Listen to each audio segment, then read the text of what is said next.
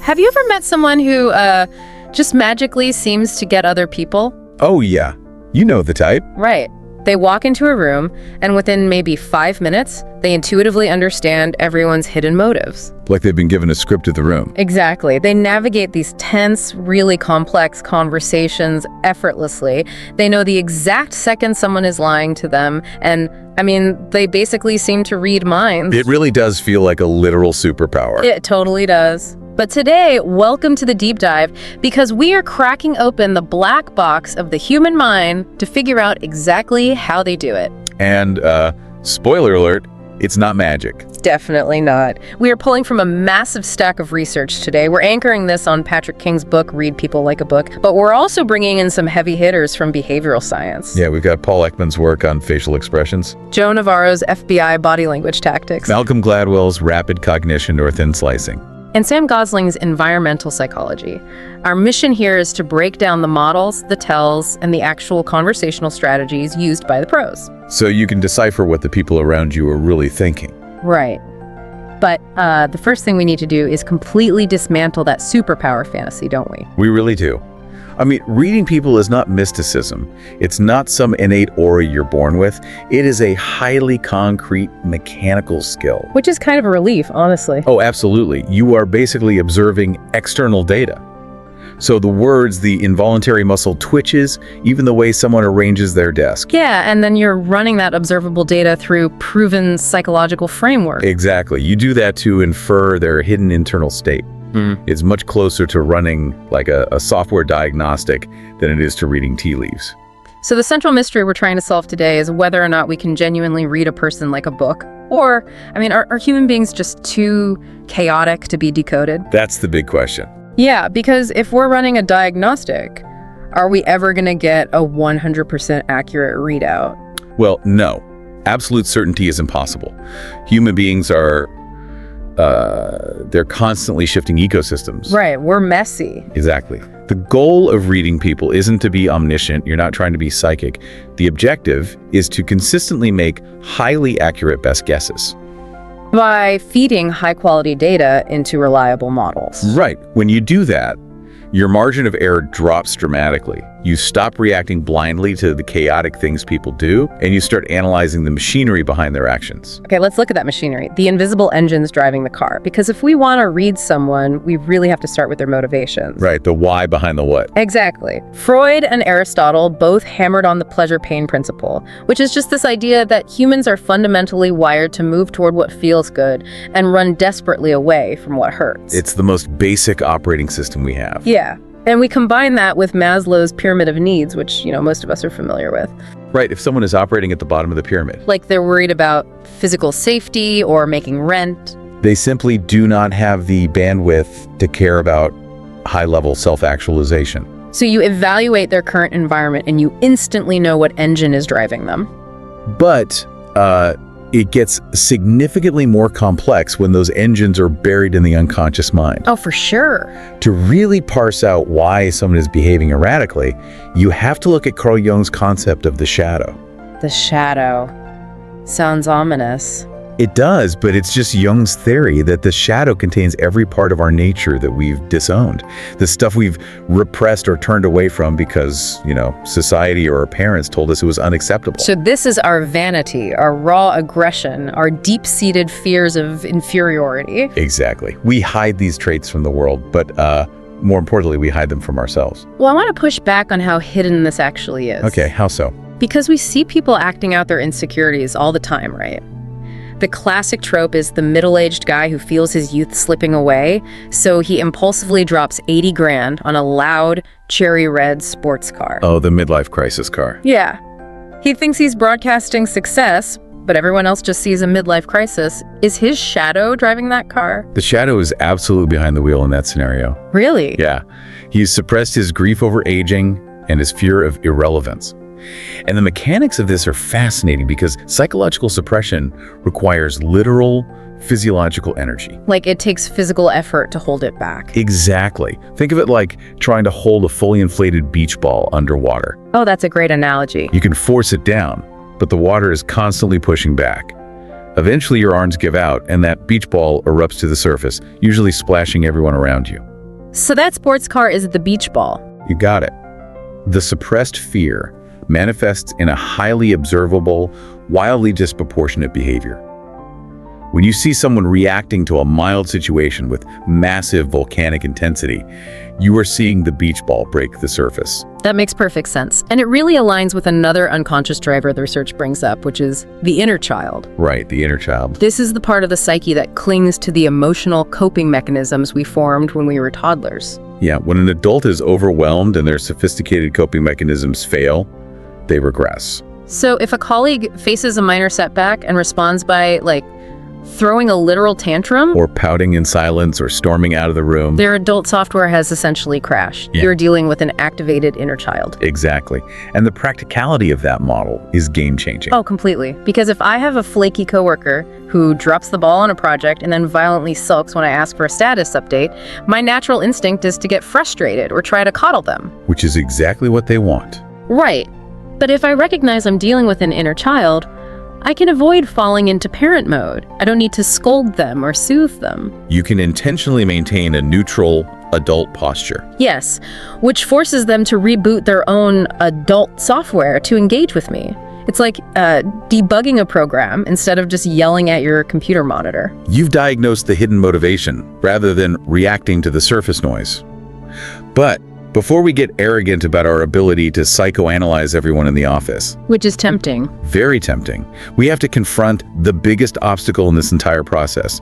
The fatal twist in the story of reading people is the flawed observer. The call is coming from inside the house. Exactly. The primary obstacle is you. It's true. We all walk around assuming we are incredible judges of character, but the data shows we are objectively terrible at it. We really are. Simon Baron-Cohen's research on social intelligence proves this brilliantly. He designed a test where subjects are shown cropped photographs of just a person's eyes, and they have to identify the emotion being expressed. Just the eyes. Nothing else. Right. And the average person scores a 26 out of 36. They are misreading the core emotion 10 out of 36 times. And a nearly 30% failure rate is a massive liability when you're trying to navigate high-stakes social interactions or negotiations. No, I did question the methodology there at first. I mean, guessing an emotion from a static, cropped photo of eyes feels like an artificial handicap. It is an artificial handicap. Because in the real world, we have context, we have tone of voice, body posture to help us out. Doesn't stripping all that away guarantee a lower score? That handicap is the entire point of the study, though. It isolates your pure ability to read raw microsignals without relying on the surrounding noise. So it exposes the baseline skill level. Exactly. When the obvious context is removed, our natural deficit is exposed. Yeah. And the primary reason for that deficit is our own ego. Right, the ego. The ego's job is to protect us from psychic pain, shame, and discomfort. And it will aggressively bend reality to do so. We rationalize people's toxic behavior because confronting it would be uncomfortable for us. So we just live in denial. Pretty much. Which brings us to the psychological defense mechanism of projection. This is huge. If we have uncomfortable shadow traits that we refuse to acknowledge, our ego takes those traits and projects them onto the people around us. We accuse others of the exact sins we are secretly committing. Yes. The research highlights that the specific insults someone throws at you are usually a confession of their own deepest insecurities. So if a manager constantly belittles their team by calling them incompetent or stupid, you don't need to analyze the team. You need to analyze the manager. They are broadcasting a deep-seated terror of their own intellectual inadequacy. Bingo. But hold on, doesn't that assume every single conflict is just deep psychological projection? I mean, if someone cuts me off in traffic and I call them a reckless jerk, I'm not secretly worried that I'm a reckless jerk. I'm just reacting to a guy running a red light. Well, context matters. A momentary reaction to a physical threat is completely different from a chronic behavioral pattern. Okay, so it's about repetition. Right. Projection reveals itself in repetition and disproportionate intensity. If you call one driver a jerk, that's traffic. Fair enough. But if you walk through life insisting that every single person you meet is untrustworthy and out to get you, you are projecting your own lack of integrity onto the world. Wow. Until you clear away your own cognitive baggage, trying to read someone else is like looking through a window only to realize the glass is reflective. You were just analyzing your own neuroses. Exactly. Okay, so assuming we manage to clean the glass and get our own biases out of the way, we can finally start trusting the physical data the other person is broadcasting. Moving from the invisible to the highly visible. Yes. We start with the face and Paul Ekman's discovery of microexpressions. These are involuntary flashes of true emotion that appear on the face for as little as 1/30th of a second before they're covered up. 1/30th of a second. It's incredibly fast. And the mechanism behind microexpressions is a literal tug of war in the brain. A tug of war. Yeah, you have two different neural pathways competing for control of your facial muscles.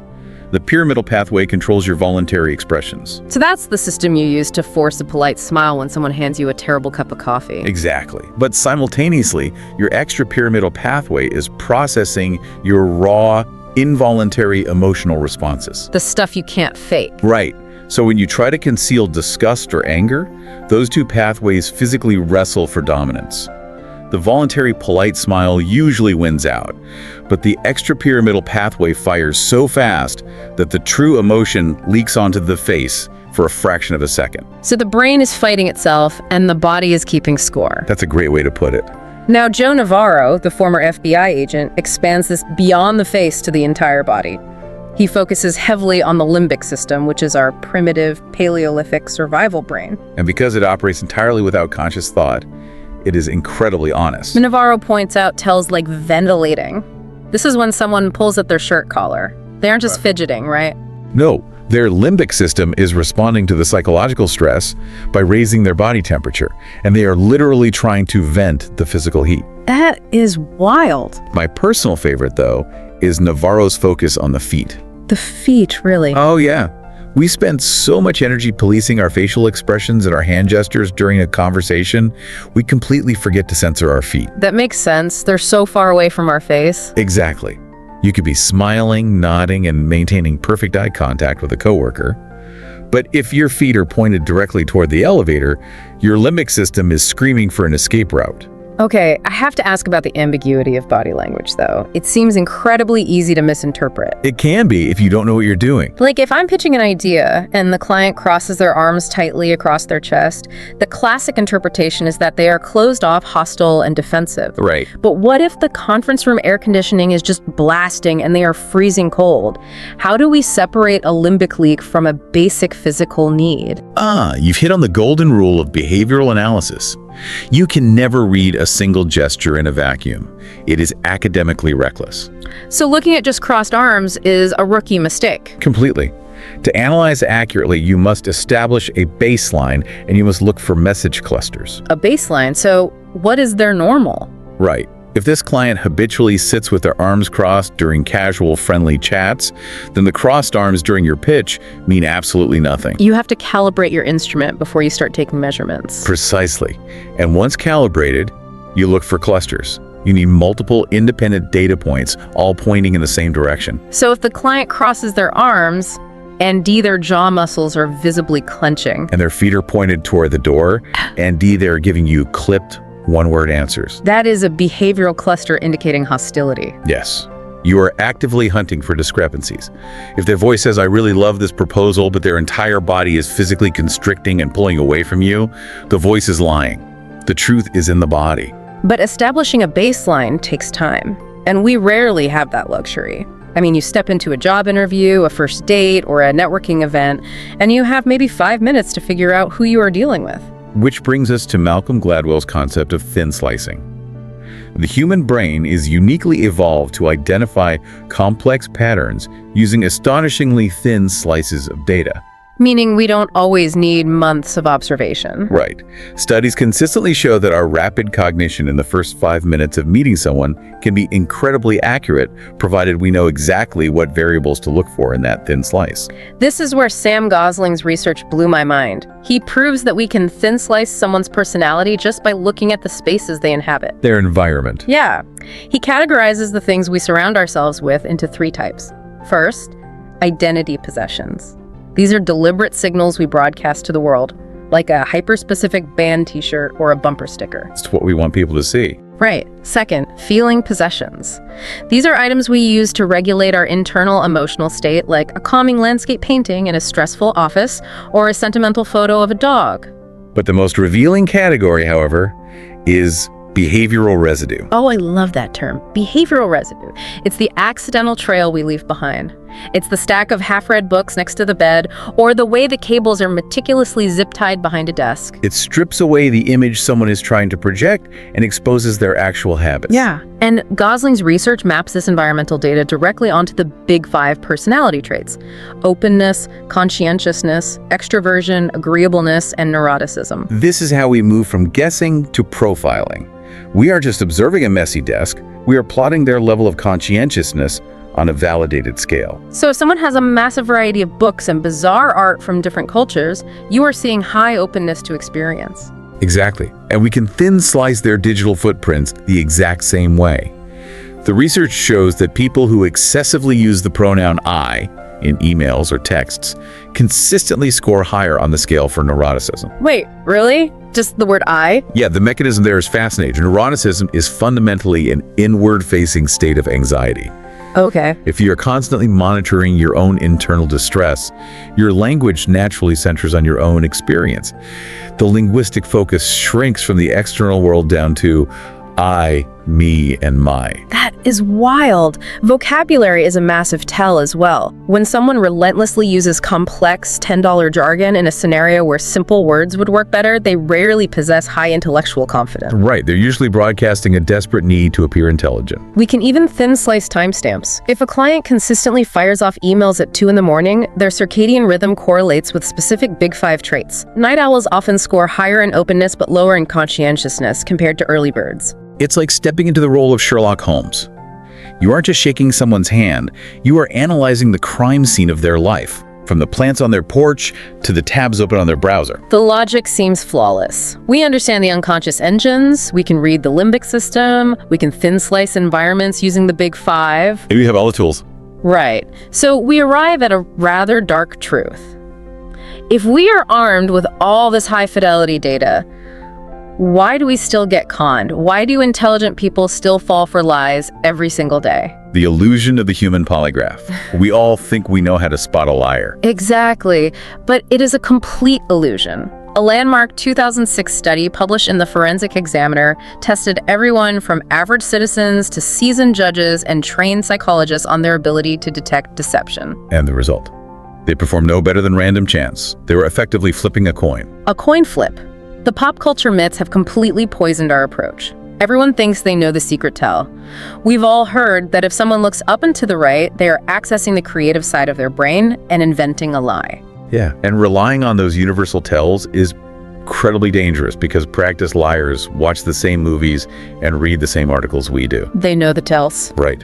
If a liar knows that breaking eye contact looks suspicious, they will artificially maintain intense, unblinking eye contact. Which is almost creepier. It is.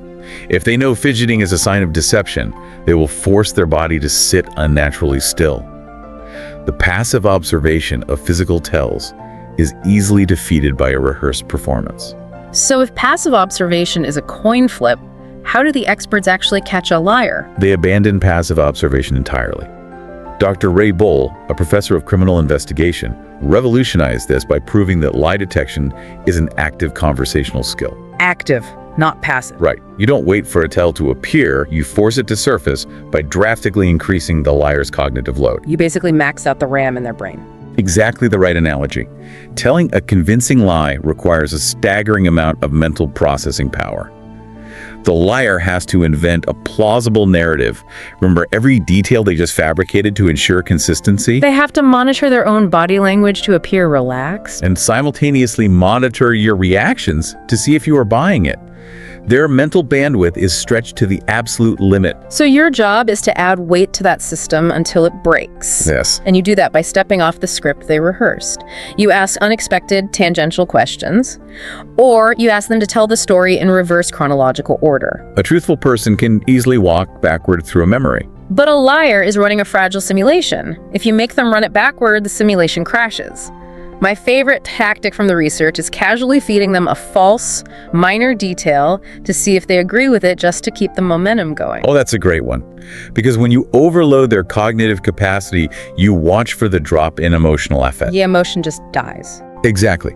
Liars often start with a highly animated performance, feigning outrage that you would question them, or acting overly helpful. Right. But the second you ask them an unexpected question about, say, the weather that day, their brain has to frantically invent a new detail. During that calculation, all of their performative emotion drops dead. They freeze. Because the brain physically cannot compute the lie and maintain the emotional mask at the same time. That sudden flat detachment is your definitive nonverbal leakage. Knowing how to actively increase cognitive load shifts everything. Yeah. It moves us into the final phase of mastering this skill. The future of your interactions tomorrow morning changes because you become a conversational alchemist. Because if you ask, "Are you a highly moral, trustworthy person?" their ego will immediately shout, "Yes." You've learned nothing. Yeah. You have to ask an indirect question that yields direct data. The research suggests questions that sound like harmless icebreakers but act as psychological Trojan horses. Asking someone, "What animal best describes you?" It sounds like a parlor game.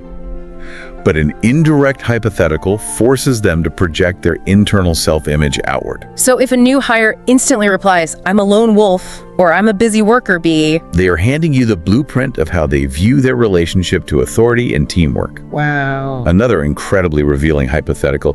If your house was on fire, everyone is safe, but you can only run back in to save one single item. What is it? I love the house fire question because it instantly exposes their foundational values. If they grab their passport, you know they prioritize freedom, mobility, and escape. If they grab a photo album, they value legacy and deep emotional connection.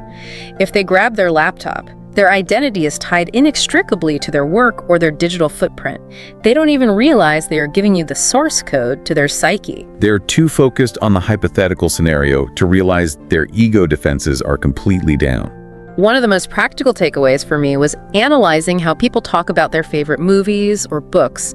You aren't just making small talk about cinema, you are asking them to trace the borders of their inner moral universe. What kind of narratives resonate with them? Right. Do they idolize the anti-hero who breaks all the rules? Or the underdog who triumphs through sheer grit? Do they prefer tragic endings or neat resolutions? The fiction they consume is a window into the reality they want to inhabit. It maps their internal landscape perfectly. But as we synthesize all of this, from identifying the unconscious shadow to reading microexpressions, analyzing behavioral residue, and testing cognitive load, we have to clarify the ultimate purpose. Yeah, why are we doing this? The goal of deploying these models is not to become a paranoid detective looking for a gotcha moment. We aren't doing this to weaponize our conversations. The true objective is profound understanding. We analyze people so we can navigate their complexity safely and effectively. I think that is the emotional core of this entire deep dive. Reading people fundamentally helps us bridge the gap between human beings. When you grasp these frameworks, the world becomes infinitely more empathetic. It really does. When a friend lashes out and you recognize that it isn't an attack on you, but just their inner child throwing a tantrum because they feel unseen, you can replace your anger with compassion. When someone projects their insecurities onto you, you no longer absorb that toxicity. You recognize they are fighting a brutal war inside themselves. Understanding the mechanics allows us to communicate with the entirety of a person, including the messy, frightened, irrational parts they are so desperately trying to hide. Knowledge becomes wisdom when it is applied with empathy. When you learn to read the book, you finally get to appreciate the complete story instead of just judging the cover they present to the public. So as you head back out into the world, paying close attention to the foot positioning, the messy desks, the word choices, and the fleeting microexpressions of every single person you interact with, I want to leave you with one final provocative thought to chew on. Let's hear it. If everyone around you is unconsciously broadcasting their deepest fears, their unhealed inner children, and their hidden desires to the world, take a look around your own room, check your own posture, and review the last text you sent. What exactly is your environment and your body screaming to the world about you right now?